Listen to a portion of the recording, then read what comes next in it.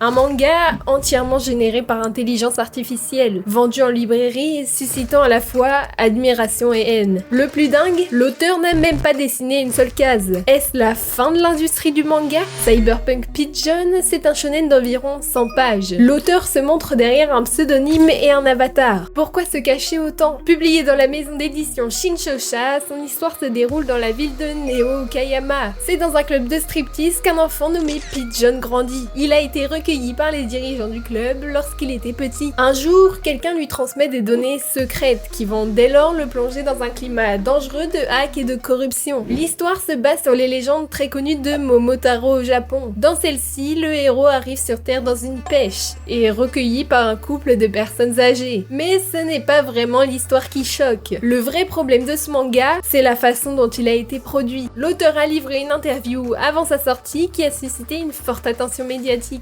書いたことがないですね。画力はゼロです。 6 semaines. C'est le temps que Rootport, l'auteur, je le rappelle, a mis pour produire ce manga. C'est tellement rapide qu'on pourrait qualifier ça d'exploit, voire de record. Pour produire un manga de cette qualité, un mangaka met normalement environ 1 an. Et cette rapidité, c'est seulement possible grâce à l'IA. L'auteur a utilisé Midjourney. Pour ceux qui vivent dans une grotte, c'est juste une des plus grosses IA capables de générer des images actuellement accessibles sur internet. Je suis même quasiment sûre que tu l'as déjà utilisé. Et pour générer ça, l'auteur s'est seulement contenté de donner des mots-clés à Midjourney comme cheveux roses, garçon asiatique ou veste de sport. Ça vous choque? C'est vrai que ça saute pas à l'œil à première vue, mais quand on feuillette le manga, mis à part que les pages sont en couleur, ce qui est assez anormal pour ce style de livre, les dessins sont très jolis, mais ils ont parfois l'air trop... comment dire... parfait. Seulement, si on zoome, ici par exemple, ils ont toujours un petit détail qui dérange, des visages qui ne se ressemblent pas en fonction des cases ou même des mains inexistantes. Comment ça, mon ref? Parlons un peu plus des mains. Savez-vous comment l'IA a-t-elle appris à en dessiner? Et oui, j'ai bien dit appris parce que l'intelligence artificielle, elle apprend. Lorsque nous observons une main, une IA analyse seulement des pixels. Elle observe des milliers, voire des millions d'images chaque jour. Elle va se rendre compte que, tiens, dans tel pourcentage d'images, il y a 5 doigts. Dans tel autre pourcentage, l'index est plié de cette manière. C'est comme ça qu'elle va comprendre qu'une main a telle texture, telle forme ou telle taille. Et c'est là le gros problème avec les dessins faits par IA, les références, parce qu'elle a accès à n'importe quoi sur internet. Ça peut être cette photo totalement classique d'un chien ou cette photo bizarre que t'as postée en 2017 sur Twitter. J'ai même une petite anecdote pour vous. La dernière fois, on était en train de générer des images de Skibidi Toilet avec des potes et en regardant les sources que l'IA avait utilisées, on est tombé sur un lien très sombre. En gros, c'était un site où tu regardais des gens détruire des chiottes en direct.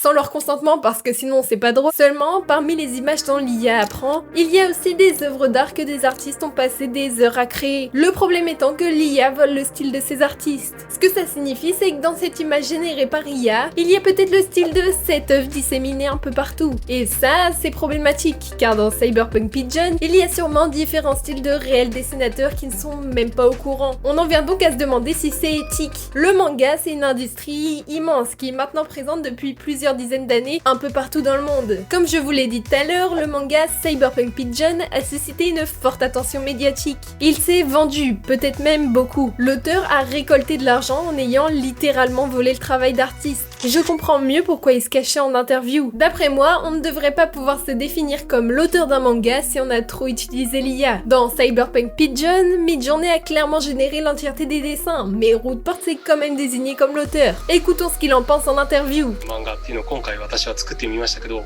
これが主流になるとは全然思っていません。一方でその人間が描いた AI の力を借りてない漫画というのがずっと支配的な状況が続くとも思ってないですね。 Bon, chacun son point de vue, mais je trouve que son opinion est plutôt intéressante. L'IA est déjà utilisée comme aide dans de nombreux mangas au Japon, et ça ne m'étonnerait pas que les mangas partiellement assistés par IA persistent à l'avenir. C'est plus rapide et moins cher, pas besoin de payer des assistants. Je ne pense pas par contre que l'IA va totalement dominer l'industrie du manga. Ça créerait trop de soucis de droits d'auteur ou même d'emploi. En parlant de travail, ce qui est pas mal, c'est que ça ouvrirait la voie à de nouveaux nouveau mangaka, pas forcément doué pour le dessin. Je suis sûre qu'il y a aujourd'hui plein de gens capables de créer des histoires incroyables, dignes de Naruto ou même One Piece. Mais ils n'osent pas se lancer car ils ne savent pas dessiner. J'ai un avis assez mitigé. Pour moi, la façon dont on va réagir à l'arrivée de l'IA dans l'industrie du manga va définir l'avenir du manga, pour le meilleur ou pour le pire. Et vous, si l'intelligence artificielle venait à complètement prendre le contrôle sur le manga, est-ce que vous continueriez d'en lire? Car l'IA ne fait que progresser à une vitesse exponentielle. Un jour, elle saura dessiner des dessins quasi parfaits, du même niveau que les plus grands mangas déjà existants. C'est une vraie question que je me pose, et je vous invite également à méditer sur le sujet. L'IA, c'est une bombe à retardement qui risque d'exploser bientôt. Elle devient tellement performante qu'elle va prendre de la place dans nos vies. Quand on lit des mangas, on connaît tous cette sensation ressentie dans chaque page. Vous savez, cette petite erreur qui rend toutes les planches uniques. Les mangas nous rappellent qu'on est humain. Chaque page nous rend triste, joyeux ou colérique. Cependant, l'intelligence artificielle ne connaît rien de tout ça. Pour elle, tout est une simple suite de calculs. L'ensemble est programmé pour être parfait, l'erreur, bien que minime, est bannie par les algorithmes. Mais ce qui fait la force des mangas, ce n'est pas la perfection des dessins, c'est justement l'erreur humaine. Ce trait tremblant, ce visage pas tout à fait pareil d'une case à l'autre, c'est ce qui nous touche. Et ça, l'IA ne pourra jamais l'imiter. Ou alors, le jour où elle le fera, faudra vraiment commencer à flipper.